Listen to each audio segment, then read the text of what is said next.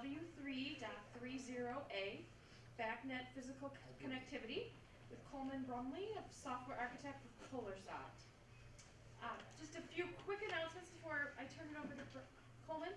Please silence all cell phones and devices. And then to obtain CEUs, make sure you were scanned into the room. You'll receive an email about a week after the conference. Take a quick 4 true-false questions. They're not hard, I swear. And you'll get a transcript that you can then use to submit to any licensing body or association. The hall opens at 11 a.m. today. The grand prize drawing will be at 1:45. And then just save the date. Next year we'll be back at NFMNT Vegas in the Mirage at Las Vegas. That'll be November 1st and 2nd. So we hope to see you all there. That'll turn it over to Chris. Thank you, Amy. Thank you, Amy. Okay, a little about me. My name's Coleman Brumley. I'm a software engineer with PolarSoft. I'm also the secretary of the ASHRAE SSPC 135 committee and the convener of the IP working group for the SSPC 135. All right, so why are we here today? We're going to talk about, first of all, real quickly, what is BACnet? What are the two major parts of BACnet? What are the common BACnet LAN types? How can you combine the different LAN types, and how to make BACnet networks work with non-BACnet networks? All right, BACnet. BACnet is a book. It defines a way for things to talk. It's actually maintained by a group of volunteers under the ASHRAE organization.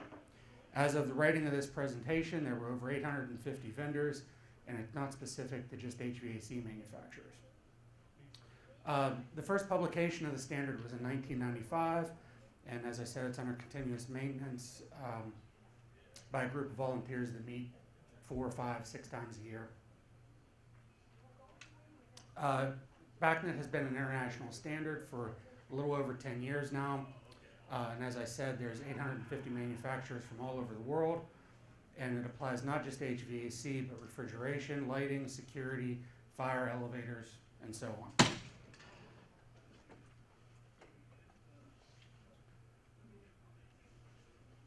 Okay, we'll talk a little bit about interoperability, because that's important when we get into talking about the LAN types. The term interoperable and interoperability are used to define the process of making a device that can interact with each other using a common model of communication and sharing of information. In a typical BAS network, there are many devices which perform many different functions: VAVs, chillers, elevator controls, lighting controls, etc. All of these things, of course, can be automated. The question is, how do you make them automate at the same time and communicate with each other? Especially when it comes across different vendors, different manufacturers, different installers, so on and so forth. So back in roughly 85, a group of people said enough was enough, got together, and began designing the BACnet standard. All right. BACnet is separated into two functional areas: the application layer and the transport layer, which is what we're going to be talking about today. Let's break this down into a simple example. If I want to send you a message, the first thing we have to agree upon is the language: English, Spanish, etc. Then we have to agree on a way for me to get that message to you. Is it email, text message, a phone call, or God forbid, the United States Postal Service? BACnet uses these same concepts to convey data. The BACnet application layer defines a common set of methods and rules for encoding.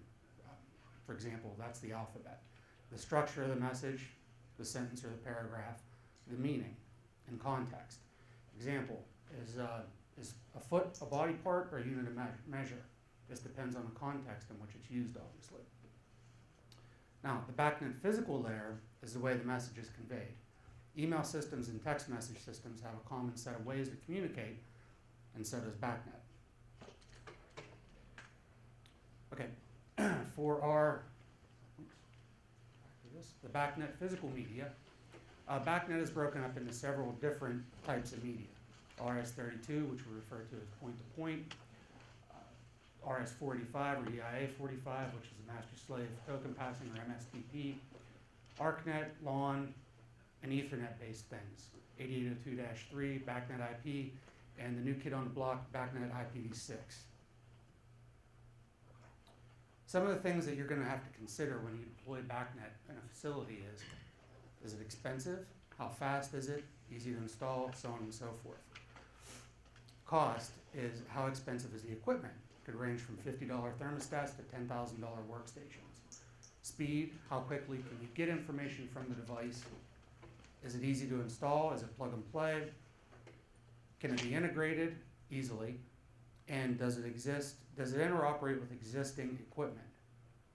So for example, if you have a VAV from vendor A, does that work with the VAV from vendor B? And finally, more specific to our presentation today, any existing infrastructure you have in place. Do you have twisted pair? Do you have Cat5? Do you have Cat6? Can you use all that existing infrastructure? These are all things you have to think about when you deploy systems such as BACnet. And on top of that, once it's installed, how easy is it to troubleshoot? Is it expensive? Do you need an expert on site? What do you need? This chart shows the speed and cost trade-offs for the different LAN types. As you can see on the far end, the far left, that's point-to-point. That's probably the cheapest to deploy. It's actually also the hardest to deploy, and it's really not used anymore today. Moving to the right, we have MSTP, which is also difficult to install, but the cost is low per node, so it's MSTP still hanging on. Then we go to Zigbee, ArcNet, LAN Talk, Ethernet, and so on and so forth. As you can see, as we go to the right, we get a lot faster, but it's also more expensive per node. A device that's fully IP capable or IPv6 capable per node is a lot pricier than a device that can just do 485 communication. But conversely, the Ethernet-based things are easier to deploy. As you can see again, as we go left to right, Ethernet's the easiest, followed by IP, IPv6. LAN Talk is about medium difficulty, ArcNet about medium difficulty. As we get to Zigbee, PTP, and MSTP, those things are notoriously difficult to deploy and get set up correctly and troubleshoot in the field. So now let's get into specifically about the different LAN types. We'll start with Ethernet-based because, again, those are going to be the most popular today. These are the things that people are rolling out and claim they just work. Ethernet, which we refer to as raw Ethernet or 8802-3, was introduced as part of the 1995 standard. So it's been there since day one. This is the simplest variant and LAN type to deploy because of the flat architecture. If devices on an Ethernet segment, as long as they can see each other, they'll communicate. For example, I can plug my laptop into a switch here, plug your laptop into the switch, and they communicate over raw Ethernet without me needing to know anything special. No addressing, none of that stuff. That's all just kind of handled in the OS. It requires IT-based equipment, so you do got to work with your IT guy. And as you get into more secure facilities, casinos, banks, so on and so forth, VLANs are very popular, where they want to separate the equipment onto their own virtual LANs. This lends itself very well to that. Unfortunately, it doesn't go across the internet very well. It doesn't go across VLAN segments very well. So on and so forth. It's fast. It can go up to, it can support gigabit speeds that are very popular today as well. Now this is the most popular, BACnet IP. This is the one that you're going to see people on public forums say this is the death of all the low-line, VAV controllers and so on and so forth. We refer to this as BACnet over IP, or these days more correctly, BACnet over IPv4. This came along as an annex to the 1995 standard, but it really wasn't introduced until 1999. But it's been a consideration since day one as well. This requires a lot of interaction with your IT people. You have to get an IP address. You have to use their equipment. Is it secure? They want to know what's going on. The real benefit to this is that you can get to IP devices over the public internet. That's also a big con because of the insecure portions of it. As you can see, we can do a single subnet BACnet IP, which is actually pretty simple to deploy, a little harder than Ethernet, but because it requires the IP addresses and planning and so on and so forth. The real workhorse of BACnet IP is when you get into multiple subnets, when you need to go across these islands of communication that you see in that bottom graphic. It's very popular for IT networks to be split up into subnetworks, which is where the term subnet comes from, in order to separate the traffic and not overwhelm any one particular segment. So IT groups will break up their networks into smaller subnets. However, this poses a problem for BACnet because we rely heavily on broadcasting on the network in order to get some information, device discovery, change of value notification, so on and so forth, which breaks in the multiple subnet scenario. So some years ago, we introduced a concept called a BBMD, which is a BACnet broadcast management device, whose job it is to communicate across these islands in order to get the information across there in an IT-friendly manner. This still gives IT guys some headaches, but we've learned to work with them in getting these things deployed. Okay, the new guy, and I'm fond of this because this was under my watch, IPv6. This was introduced as an addendum to the 2012 standard. It'll be going through its final public review shortly. We'll be meeting next week. The ASHRAE group will be meeting next week and hopefully vote it out for the final public review at that time. One of the big problems with IPv4, which I didn't show in the last slide because it's a little complicated, we are completely out of IPv4 addresses. This happened in January of 2013, depending on who you talk to. The last public IPv4 address was assigned. There's ways around that in the IT world, address translation and so on and so forth. But really, in order to deploy very, very large networks, you need BACnet IPv6, which contains a much bigger address space, works over the public internet. It's inherently secure because of the definition of what IPv6 is. The real use case for this is lighting ballasts and lighting control. You could have thousands of ballasts in your network, and that would quickly overwhelm the IT infrastructure on IPv4.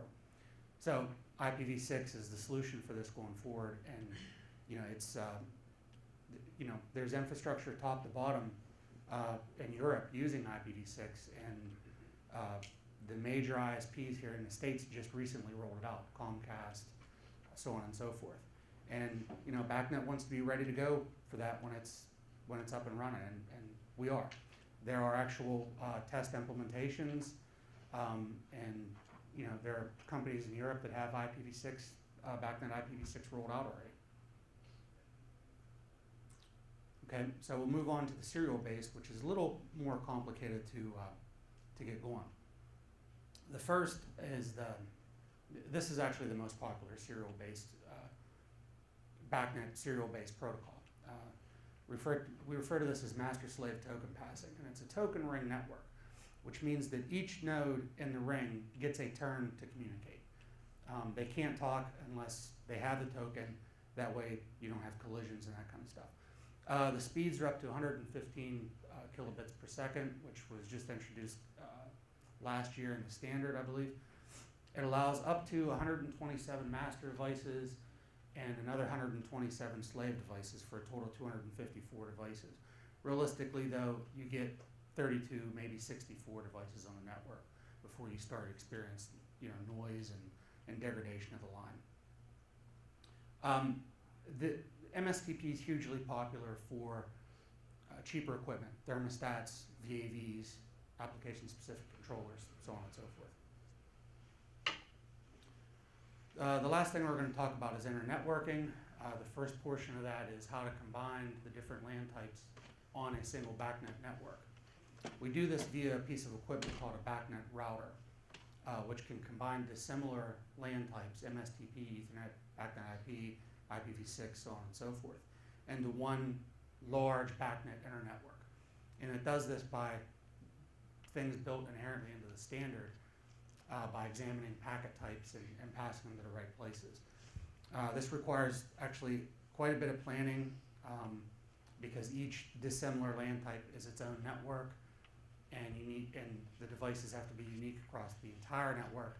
So it takes some planning to roll this out, but again, hugely popular, because most of your workstations today are IP based, and the problem is, how do you communicate with MSTP equipment from an IP network? This is the solution for that via BACnet router. And lastly, how do we combine BACnet networks with non-BACnet networks? As you can see, there's a plethora of other protocols out there that aren't BACnet.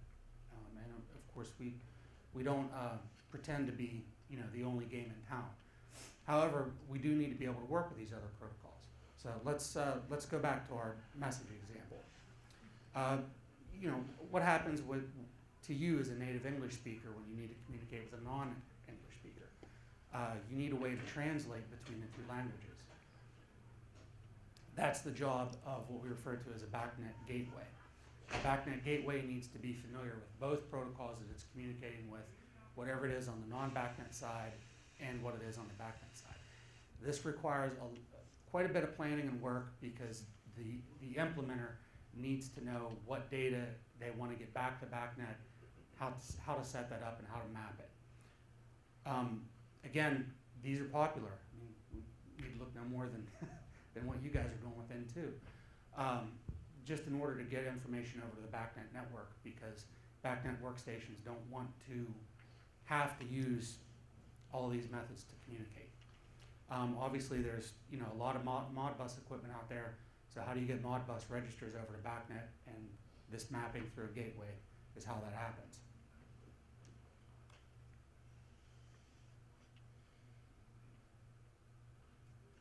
Okay. Now, I know I kind of blasted through that, but we are 20 minutes in, and I'm going to open it up to questions. This is really kind of where we're going to get all the information out. You guys work with the IETF along the way? Yes. Okay. Yes. As a matter of fact, a gentleman by the name of Kerry Lynn came from the IETF to run IPv6 over our MSTP LAN type, and there's an RFC for that that's been published, as published as an RFC can be, and they're actually doing an interoperability test of that in Japan, I believe this week. Okay. They're coming from the network space, so Mm-hmm. it's interesting, just getting into facilities the last 6 months or so with the whole Internet of Things, but Mm-hmm. seeing the whole, I've been in network space for 25 years, and I had never heard of BACnet. Mostly because facilities and IT have been so separate. Right. And Right. so as I'm delving into this, like, wow, this has been. I find that people that come from that avenue are really kind of taken back with how big BACnet is. We can do a better job of marketing to get the word out there. There's an initiative, and matter of fact, we've been dealing with this a lot within the committee of quote-unquote IT friendliness, and because a lot of IT guys will walk up and open the hood on BACnet and go, I don't know what that is, and close the hood, and they don't want it on their network. It's kind of a big problem, but we're doing things to work within that space and kind of hold hands with IT and get things going. There's a lot of work with running BACnet over HTTP, for example, using native IT security, TLS, SSL, that kind of stuff to run it. We're getting there, but yeah, you're right. I mean, IT guys come along and go, I don't know, I've never heard of BACnet. What is this? Oh my gosh, broadcast? No, turn it off. Make it stop. Yeah. Yeah. Yeah. Well, it's interesting you bring that up, because IP multicasting is built into the standard, but it's not deployed. Nobody uses it. Well, I mean, they're going to have to, because some of our implementations with IP speakers recently, Mm-hmm. same with lighting, you want all your lights to actually turn on at the exact same time, or all your speakers to announce at the same time. Multicast is That's where IPv6 is really, that's where it really shines. Right. Matter of fact, you can't broadcast an IPv6, it's only multicast. Right. But I mean, with IPv4, you got, the IGMP version 2, version 3 Mhm. shipping, and the network's gotta be set up correctly. Yep. So, Yeah, the idea that that IP just works is kind of going away. Yeah, it used to be you just plugged it in and things just worked, but a lot of guys are seeing this is getting more and more complicated, and there's a lot of interaction with IP that you have to do. and a lot of IT firms aren't ready. They No. don't necessarily have their environment set up. Right. The way the facility. Well, and I mean it's common that guys will plug into the building network and IT will just go, nope, I'm separating you. I don't know what it is. I don't want to deal with it. You're on your own VLAN. Go away. Which is good for security reasons anyway. Oh yeah, absolutely. I mean, but we've been. I've personally been to places. I bring up the casino example because those guys are, they run a tight ship, Right. and you walk up and you go into their control room and you plug into that port and they go, well, I got to turn it on. Mm-hmm. What are you going to send over it? And where does it go? And yeah, I mean that's a big deal. The security aspects of BACnet are tricky. We have network security built into the standard using, standard security things. Really hard to roll out, really hard to deploy, and it hasn't taken off as much as I think we would have liked it to. That's because manufacturers have to put and invest development dollars into. Well, the development dollars, you have to have somebody who understands all that stuff, and I don't pretend to. I mean, I know what hashing is and keys and all that, but I don't pretend to know that kind of stuff. And the minute you have to have somebody come out and troubleshoot it, that's a problem. So why not use stuff that's already built in and people understand things like TLS and SSL and that kind of stuff. Any other questions? It doesn't have to be, specifically what we talked about here today. If you have general BACnet questions, I'm happy to answer them. Anything. I do have a question. So Good. I have a system that was designed and started to be implemented 19 years ago. Mhm. It was all LAN based, which I know is a fascinating discussion. That's But fine. as the critical infrastructures in parts and pieces start to fail, manufacturers make products that come BACnet ready, not necessarily LAN works or LAN ready. That's all someone else has to build the card and then has to program. But the infrastructure, as you probably know, is Mhm. completely different than the BACnet infrastructure. So Right. for me to change to BACnet, which is where it looks like the industry's going, I don't want to be hemmed in with old technology or to a vendor that has to do all the programming and hardware Mhm. development for me. The switch is quite costly. Absolutely. And I'm trying to find a migration path, and now you're saying that this IP6, V6, yeah, or IPv6. whatever, Mhm. you're saying it's needed for lighting control, correct? That version is what you have to use to be able to control all lights off or on? Well, Different not Different solutions. yeah, not that version. Not I mean, that version, right, okay. but that's a solution for that space, and that's where BACnet will go. That's where you're going to end up in the lighting world, is IPv6 based infrastructure. It's just IPv4 doesn't scale to that degree. But I'm also talking 10 years down the road, right? Because now your lighting ballasts are all usually DALI based, and we have ways to get information from DALI into BACnet. Okay. We also have a lighting working group that's going to work with lighting manufacturers and how to get lighting equipment into BACnet natively. So you will see that. It's just going to be a little while before before you really see that in a while. There are lighting manufacturers that have BACnet enabled equipment, just not to the ballast level. To justify the changeover, basically I need to do it by meter Mhm. on campus. So I would say, this meter I want to do a conversion, Mhm. but I need to be able to tie in all mechanicals and lighting to maximize command. Right. Load management. Well, To justify the cost. right. I mean, in that case, if I'm doing that, I'm looking at, my lighting manufacturer, my sensor manufacturers, and how do I get that information back to the meter. In that case, your meter is going to have to be able to have some smarts to bring all the information in and put it in the right place. The trick is the migration path from as equipment comes offline, new equipment gets ordered. Mhm. Ordering new equipment, you now have to set up a from scratch BACnet. Do I go back to my old equipment to convert to BACnet? You know, I don't want to, right? Because Well, it's gonna be replaced at some point. Well, right. Its life cycle And will, there are BACnet to LAN gateways. right? Matter of fact, Tritium makes a version, is that correct, or is that the front end, or am I missing something? well, Tritium in and of itself is a front end Okay. solution. They do a lot of other protocols. I don't know if they do LAN. They do? Okay. I know that, and as Echelon is working with a consultant and getting a BACnet to LAN bridge, native bridge going. So you may want to look into that. I don't know where they ended up with that. I've seen it at various, events, plug fests and that kind of stuff. Sierra also might use Hmm? Sierra also. Sierra, also. Yeah, maybe. Yeah. It's interesting, because IT went through this about 15 years ago. Mhm. They had token ring, they had FDDI, CDDI, and so you had a. I was part of that.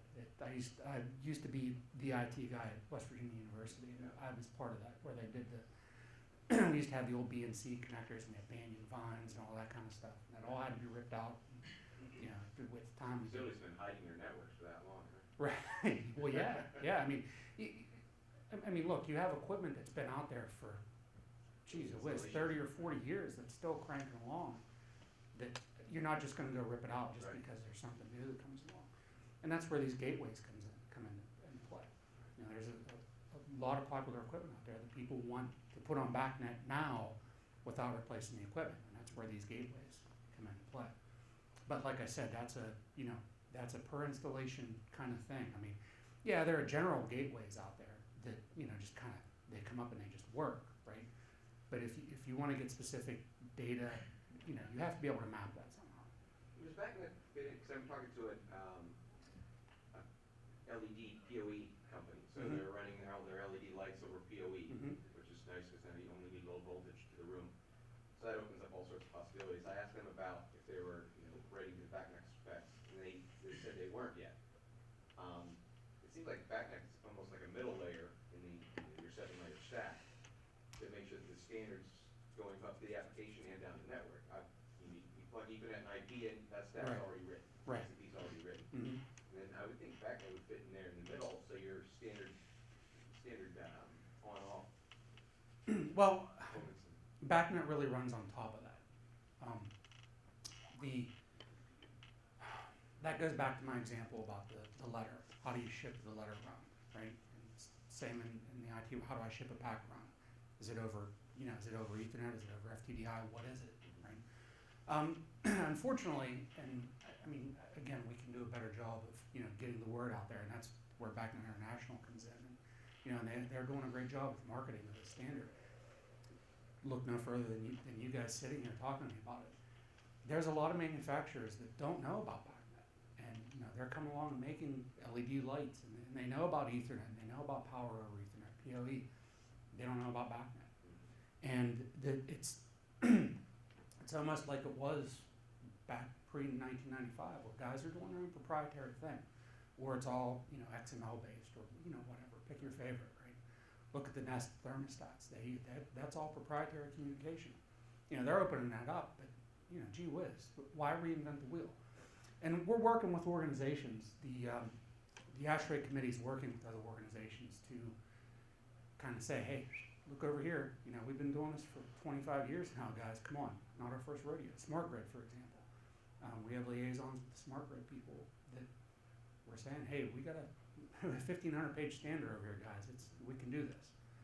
And to their credit, guys are looking at us going, oh, okay, cool. Let's see what they have. And it's, again, we're getting there. I mean, yeah, we're 25 years along, but it's me personally, I've been doing BACnet development for 15 years, and like you, I didn't know what BACnet was before I started doing that. My boss came to me, handed me the book, and said, "Here, we got to do this." And I went, "What is this?" So, and there's a lot of companies out there that are like that. They've had their protocols for longer than 25 years, and then all of a sudden they get the question like you have. Are you doing BACnet? No. What's that? What's BACnet? You guys work closely with Cisco at all? Yes, yeah, they've, matter of fact, this was, a couple years ago, Cisco had a pretty big shakeup. And, prior to that, there was a couple of guys from Cisco that came to the committee meetings, and we were working with them on some stuff. They've kind of gone away. Exactly, we're IT system integrator, so we work Mhm. closely with them, but, you know, their whole thing is to drive up their port, Mhm. the PoE ports that they're selling, which is, this is Right. a prime opportunity for that. Oh, absolutely. So, you know, definitely should be some type of co-implementation now with BACnet and Cisco, so. Well, for us as a standard, the big danger is, you know, the Googles and Ciscos and Microsofts of the world are gonna come along and say, well, we already have this, so we're just gonna do it. And then, you know, guys will say, well, we're just gonna use that, right? I mean, that's a marketing issue, right? Not necessarily a technical issue. You know, this whole thing with Apple and you know, the smart home and all that kind of stuff. Every time I read their marketing material, I go, well, gee whiz, you know, we've been doing that for forever now, and they're gonna have the same problems we had 10 years ago. Marketing lead for. Right. So if I'm moving towards BACnet, I'm sure you don't have it and I'm looking for, what's the step 1, step 2, step 3? Do you design the roadmap, so to speak, or network? Well, first, or do you choose a vendor? Here's where I'm gonna put my BACnet International hat on. I would encourage you to go to the BACnet International website, and that information is on that USB key. There's actually a guide for specifying BACnet and how to go about doing that. But BACnet International is kind of the first, that's your first step. That's, you know, if you're following the little arrow like they do in the car commercial, start with BACnet International. There's a ton of information out there, from the education committee to the marketing committee to all the stuff we do with interoperability testing, and that's, most of the information is on that key. That's for new builds, right? Existing builds too. I mean, you could go and take a look at that and say, how do I, you know, replace my meter with, you know, a Danfoss meter, for example. Not that I'm commercializing, but, you know, Danfoss is a BI member. They're BTL tested and they've passed, so that's where I'd start. You know, let's talk about that for a minute, for those of you that aren't familiar with this. BACnet International, their goal is to market the use of the BACnet standard. Part of BACnet International is a group called BTL, or BACnet Testing Labs, whose their job is to verify, validate equipment that to make sure that it's conforming with the standard. Is what I'm trying to say. So manufacturers will send a piece of equipment, the test lab gets it, runs a suite of tests on it, and verifies that it's conforming with the standard, plugs it in with other equipment, make sure it interoperates, so on and so forth. Once that process is done, the vendor is awarded what we refer to as the BTL mark. It's like a UL mark or an IPv6 ready mark or so on and so forth. And you know, I would encourage anybody that's looking for BACnet gear to start at the BTL and BI website to look for manufacturers that have gone through that process. You have a special rating for security, I mean, in the IT security space as well, so it's gonna have a huge impact on whether these devices have some of the security things written into them. Yes and no. Because there hasn't been a huge rollout in BACnet for security yet. The lab doesn't test it yet. So it'll only take a couple breaches before it gets a bad name. It's already been done. I mean, look at Stuxnet. I mean, Stuxnet comes up all the time. That was a special. Well, you understand that, but a lot of guys don't. And it's, you know, there's a, if I'd known we were gonna get into this, I would have brought the website with me. There's actually a site that goes out and scans for open ports, and they maintain a list. And if you go to that site, for the life of me, I can't remember what it is, and look for the number of open BACnet things, there's a lot.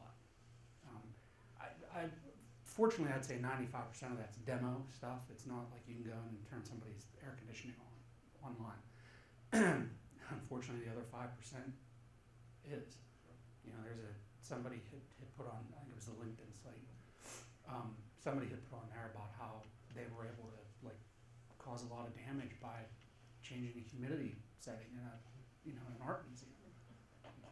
My goodness, right? I mean but then again, that's also a planning issue. You know, guys are leaving this open because they want to be able to monitor it from their office in, Fort Wayne, for example. Don't do that. Close the port for crying out loud. That's why IT so they're curious about. Well, right. Yep. And I mean, there's a case where, the museum didn't have an IT staff. So the installer came in and did whatever they wanted to do, and it was bad. Any other questions? Okay. Again, to what you said, I would start with BACnet International, start with the BTL listings, and that'll give you a good idea for the manufacturers that are able to replace your gear. Okay. Well, I thank everybody for coming. I hope it's been educational and useful. And thanks.